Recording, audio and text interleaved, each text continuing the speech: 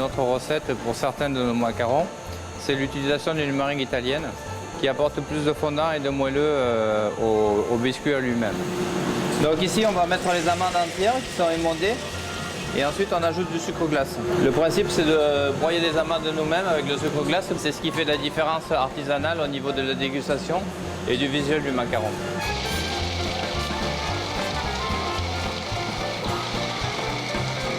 Donc là, en fait, on a obtenu ce qu'on appelle un temps pour temps, qui a la particularité d'avoir une granulométrie irrégulière. Donc on va retrouver des petits morceaux d'amande et on va retrouver de la poudre d'amande.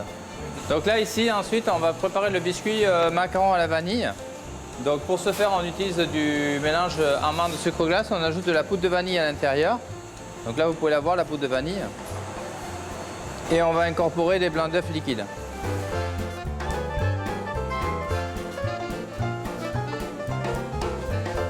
Ce mélange nous permet d'avoir une première pâte.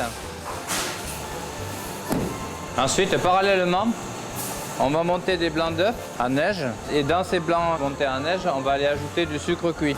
Donc le sucre cuit, c'est un mélange de sucre et d'eau qu'on porte à une température d'environ 120 degrés et que l'on verse sur les blancs d'œufs montés.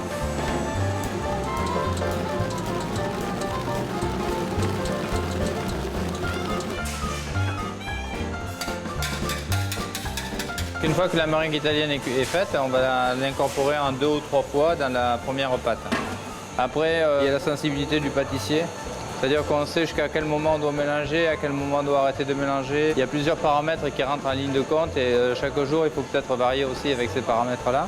Forcément, il y a des secrets, mais on ne les dira pas tous.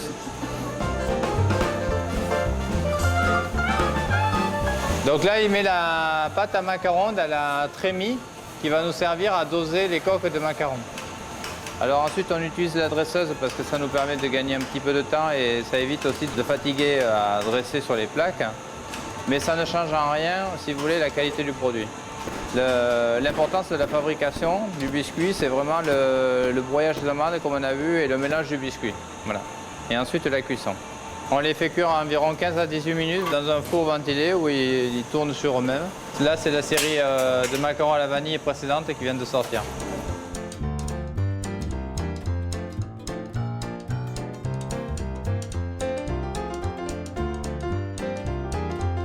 Ici, on laisse refroidir les coques et ensuite on va les garnir.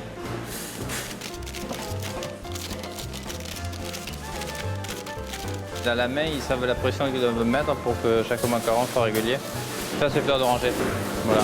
Donc après avoir garni, on dépose le chapeau supérieur. Ils ne sont pas prêts à être consommés encore. On leur réserve une petite surprise et ensuite on va les conditionner.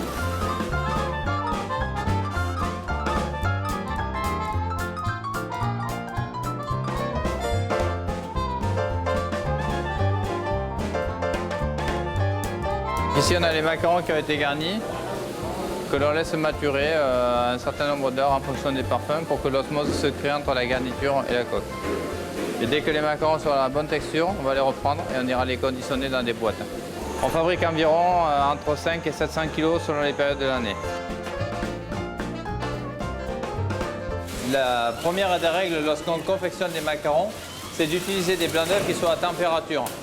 Parce que le blanc d'œuf à température prendra plus de volume que si on utilise un blanc d'œuf qui sort du frigo. Et ensuite, ce qui est important, c'est de faire attention au moment où on mélange la poudre, le sucre et les blancs d'œuf, de ne pas trop mélanger. Si le biscuit retombe trop, il va se liquéfier et les macarons vont se craqueler au four.